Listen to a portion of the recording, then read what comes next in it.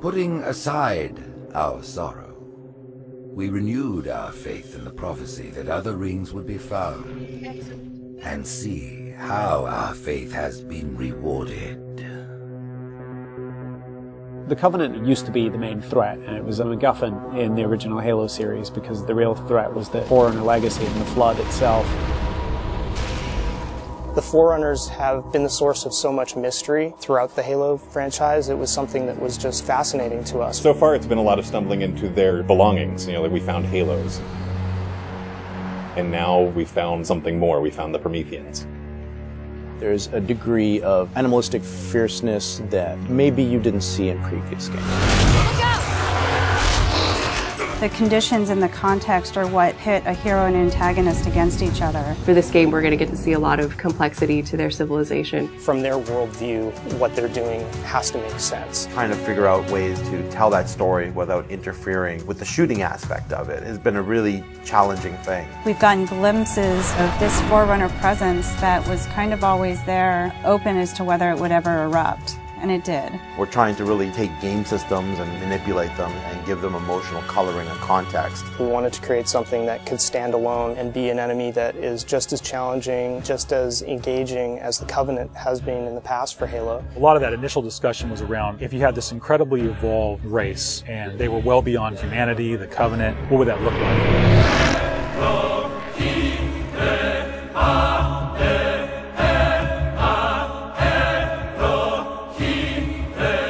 The design process for the Prometheans was intriguing, exciting, and then long and painful process. I think just because everyone was so invested in what they wanted out of them. How do you imply something strong, something vertical, something different? And how could we actually have a global logical language out of that Forerunner philosophy? Anybody who's played Halo goes, okay, Forerunners, the silvery angular stuff with blue lights across it.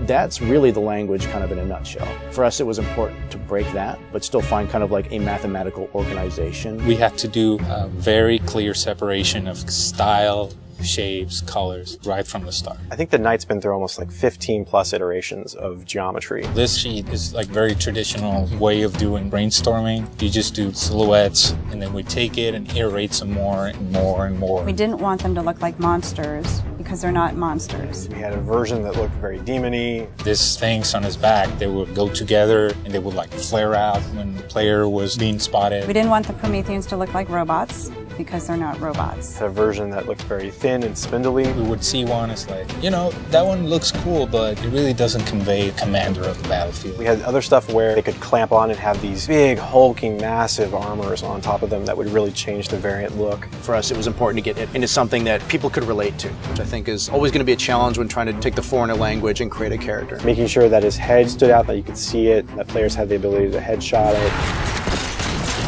It falls also onto animation. They were able to bring these guys alive and make it feel believable and plausible and still be very fast and lethal. Locomotion didn't look heavy enough at one point, so we scrapped everything and did it all again.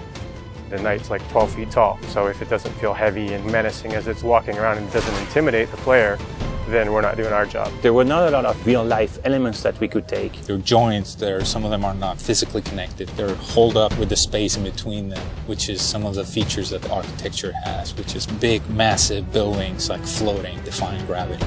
We wanted to keep some of that mystery and kind of the unknown in the characters as well. We even have the little micro driver arms in here, and then all the way to where we turn these layers off. We have the glowing skull. We thought it would be more of an impact if it's like a sarcophagus. It opens up and it's showing all this aggression.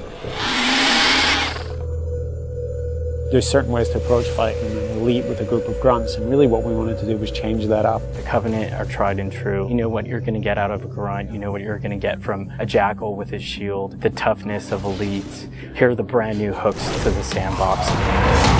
Prometheans are made up of the Knights, the Watchers, and the Crawlers. One of the big focuses for us in the design of the Forerunners was to have these different enemy classes that would be able to work together. Having this dissection so that when the player went into combat, he's sort of tactically evaluating which order to take guys out. They don't act independently of each other. You put any combination of them together, and the strategy you need to engage with them is really different. There are a variety of Knight classes. and each one of them is progressively more powerful, but your base knight actually starts just a little bit more powerful than an elite. But in addition to that, we wanted the knight to have his own set of traits and abilities. There's all kinds of these special features of each one of these characters that players haven't played in a Halo game before. You think about basic combat and counter design, a lot of the challenges designers face is how to introduce enemies. What would a Promethean do if it could bend time, space, form, matter? Knights can phase in out of anywhere. He's able to go where he needs to at any time, which is something the Covenant can't do. Heads up! Crawlers can walk on walls, walk on ceilings. If a knight shield bursts, crawlers will come rushing at you and try and like melee the player to get more aggressive. These certainly slot into that grunt style combatant. And so there was certainly a want to make sure that we can get a lot of them on screen. If you let too many of them get together, they become a really formidable force. One-off, super fun to take out all together. It's like a pack of feral dogs. Its mandibles, when it screams, will actually separate and float around in the air while it's howling. Animation added so much fresh behavior to this character. It's very exciting. The Watcher is definitely a support class. One of the things we wanted to do with the Forerunner characters was constantly have them mix up their tactics and make the player react to it. The Watcher is able to regenerate knights. One of the things we needed to do when the Watcher design was coming along was make sure that the Watcher would actually fit inside of the Knight. That bursts out and swap to the actual Watcher asset. The Watchers are aware if a Knight's damaged, they'll protect them, they'll catch grenades, so they kind of coordinate their efforts.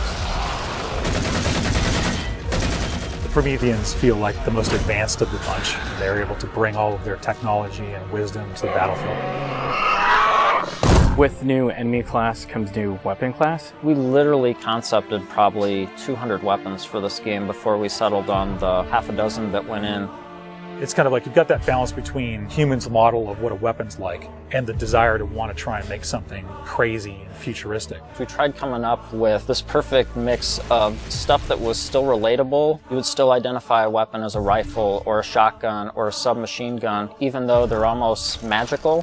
The Forerunner Scattershot was probably the first one where we really nailed the design on it. Everybody loves the hinge action shotgun, so we tried doing something like that so that the reload animation would be to cock it up and the front half would smash together. Every time you pick up a Forerunner weapon, it forms in your hand. So that sort of kicked off the component of having these guns form around the player. So there's that moment of like, oh, what is this gun? What does it do? And then when it comes into shape, it's kind of immediately identifiable. What makes the Forerunner weapons distinct is that usually they have dual purpose. So for instance, from the bolt pistol, you can charge it up and have something that's equivalent to almost like a shotgun blast.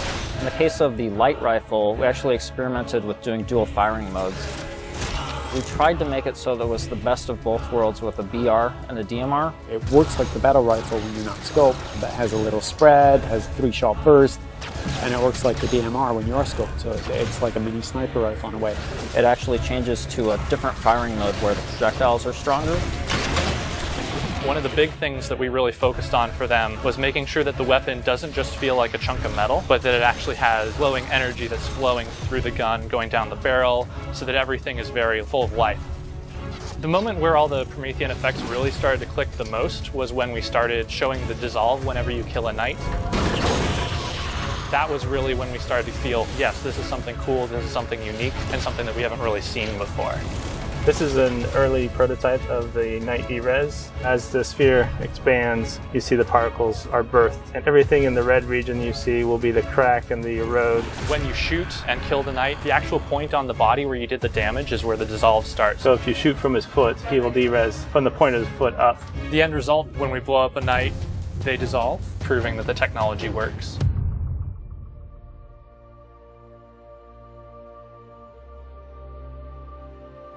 I look at the changes that we're making, and it really feels like we're making a sequel to Halo 3. And that's exactly what we're setting out to do. We have the Covenant from previous games. We have the UNSC. We had all these things to take from, like, all right, we can make a new take on this, but we had zero information to some of this Forerunner stuff. We're not just on a Halo, we're on a whole planet now.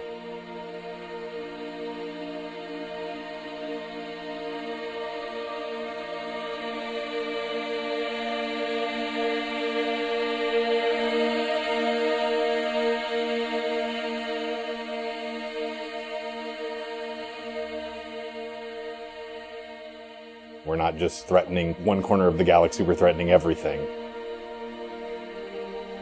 We're listening to the fan feedback. We're incrementally evolving different aspects of the game design, but there's nothing really revolutionary. And I think that's important, because I think really good design is evolutionary, not revolutionary. And I think at some points we got in our heads with this game that we're just going to make another Halo. I don't think that's what people want. They may think they want that, but what they really want is something that speaks to the things that they love, but then provides them with something new.